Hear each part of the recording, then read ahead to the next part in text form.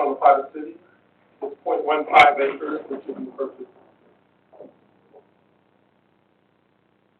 Okay, I guess I'd just like to make one statement and have you guys consider it.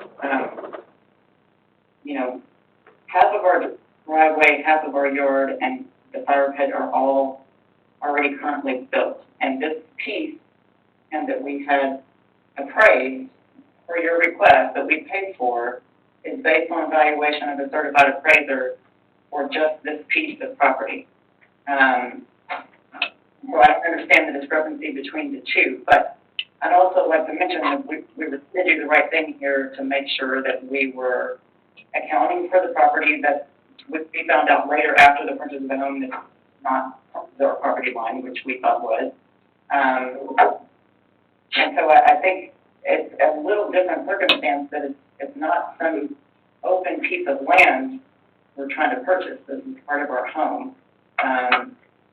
And I went to all of the extent of all the guidelines that you guys had as far as how much we need for a setback, and we need certain points of line for between your property and ours. All three city people were in attendance and all agreed to this. I followed the rules of survey, appraisal, and you're asking me to pay 3 times more than what it was appraised for. I mean, and I guess I'd also like to make this statement is that according to the surveyor, when he came out to measure the property line, there's 2 pieces. There's the top portion where our house is, and then the lower half. When he marked the property line, the current property line, it shows the lower portion of our home, the lower portion of land is currently, it has a fence from the city water plant that's 3 feet over onto our property. There's also pipes that were built that extend out from your fence onto our land that are draining water and trash onto our land. There's a huge ditch there that I have to pay to fill in and cap and fix the rest of your pipe to meet up with the river if I want to put the land back together. So that's another expense of probably $40,000. So I guess, you know, I bring that up only to say, I think that there should be some sort of consideration in a neighborly way here that says, okay, there's some give and take, and I followed all the procedures. If the appraisal says $2,800, why am I going to pay 3 times more than what the appraised value of the land is? So what I'm trying to make is that in a neighborly way, we are not asking you to cease use of our land. Like you said, we are not asking you to do that now, and you can continue to use it until at some point in the future, which may never happen, if the city asks that you cease using that land. So that's what the neighborly part is. We appreciate that you followed what was asked of you. We have concerns over the value, and that's what we're exercising. Fair market value is defined as that value in which there's a willing owner, a willing purchaser, and a willing seller. At this point, the willing seller is us, and those are the values that we will accept for the land. So it's not based on the appraisal. It's not based on your appraisal. What we got was. So I didn't need to go through that process. I guess what you're saying is that we should just come to you and say, If your appraisal had come back to what we consider to be reasonable, then it would have been different. Right, but your definition of reasonable isn't reasonable, sir. If I go get an appraisal on a property, and I want to take a loan out against that property, they're not going to loan you 5 times the appraisal. So in the sense of loans and lending and financial world, your number doesn't make any sense. It's price gouging. No. Let me. I don't think we have given you all the facts and the figures without drawing them. And, One thing to point out, so the appraisal. going to help you, and those are the numbers.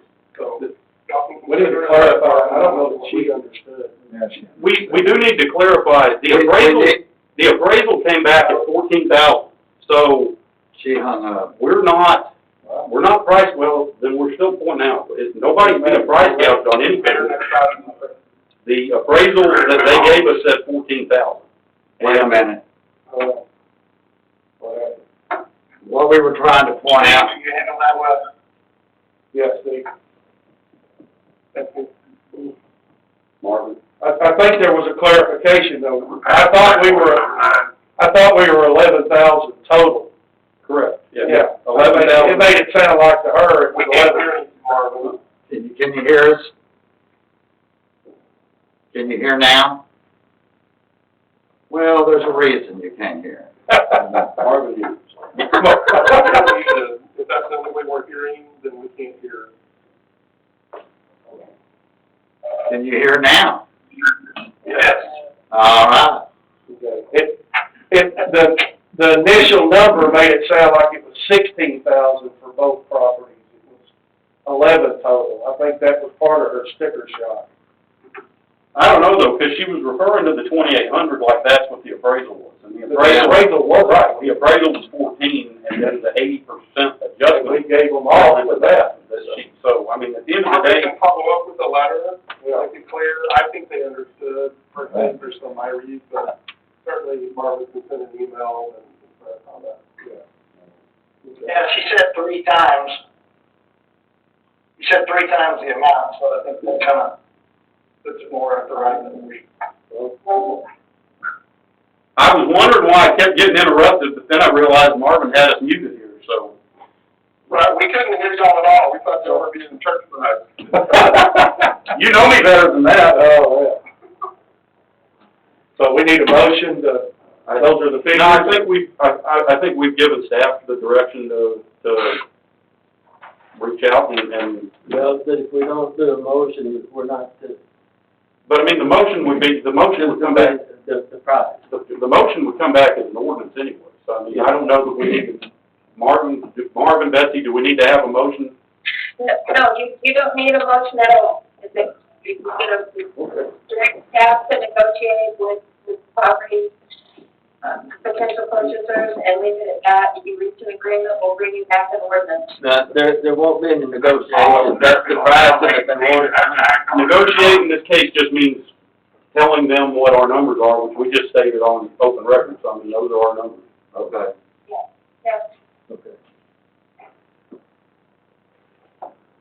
Okay, item number 9, discussion and or action entering into an attorney-client fee agreement with telecom law firm to provide, transactional consultation services in matters related to the ground lease agreement of a 120-foot monopole located at city property dated December 10th, 1996. At one time, y'all asked me to get a consultant. I've been working with Betsy on trying to find somebody. We have come up with somebody. Their prices are in there. In the meantime, I've also come up with 3 options from American Tower, who is the one doing the leasing for Verizon, who is currently the one company we do have on that tower.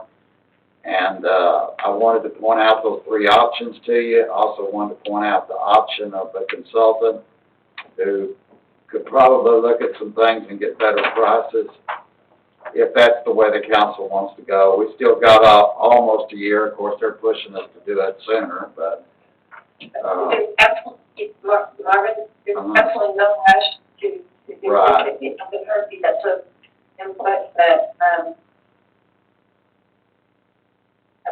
Toast is capable of negotiating this contract. These people are experts, though they are really tied into the telecommunications community, and they only represent municipalities and public entities. They don't represent the telecommunications company at all. So if you do want to use somebody like that, I would propose that we just use them to make sure that we're on the right track and don't just hand everything over to them. If that's what you want to do, I'm fine with that too. But, well, on the consultant side, I think the council would probably want to set a limit as to how Yeah, I much think to that's- spend on that. I would strongly suggest that too. Um,